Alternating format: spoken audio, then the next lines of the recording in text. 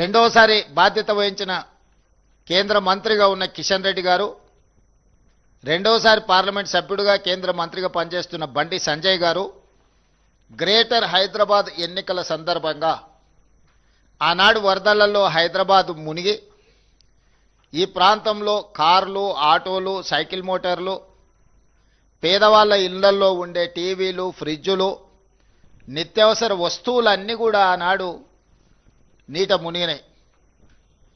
ఆ ఎన్నికల సందర్భంగా కేంద్ర మంత్రి బండి సంజయ్ గారు, మీకు కారు పోతే కారు ఇస్తాం, ఆటో పోతే ఆటో ఇస్తాం, సైకిల్ మోటార్ పోతే సైకిల్ మోటార్ ఇస్తాం, మీ ఇళ్లల్లో మునిగిపోయిన వంట సామాగ్రితో సహా టీవీలు, ఫ్రిడ్జులు కూడా అన్నీ మేము కేంద్రం నుంచి నరేంద్ర మోడీ గారిని అడిగి నిధులు తీసుకొచ్చి హైదరాబాదు నీట మునిగిన బాధితులను ఆదుకుంటాము అని చెప్పి బండి సంజయ్ గారు ప్రచారం చేసిండ్రు.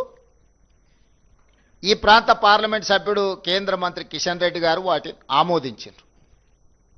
ఈనాటి వరకు వీటి ఊసే ఎత్తలేదు. ఆనాడు ముంపుకు కారణమైన మూసీ ప్రక్షాళన కోసం వాళ్ళ ఎన్నికల మేనిఫెస్టోలో 10,000 కోట్ల రూపాయలు కేంద్ర ప్రభుత్వం నుంచి తెచ్చి మూసీని పునరుద్ధరిస్తాం, మూసీని ప్రక్షాళన చేస్తామనే హామీ కూడా గ్రేటర్ హైదరాబాద్ మున్సిపల్ ఎన్నికల సందర్భంగా భారతీయ జనతా పార్టీ ఇక్కడి ఓటర్లకు మాట ఇవ్వడం జరిగింది. ఆ మాట నమ్మి దాదాపుగా 150 కార్పొరేటర్లు హైదరాబాద్లో ఉంటే భారతీయ జనతా పార్టీకి దాదాపుగా 50 మంది కార్పొరేటర్లను 1/3 ఓటర్లు భారతీయ జనతా పార్టీకి ఓటేయడం జరిగింది.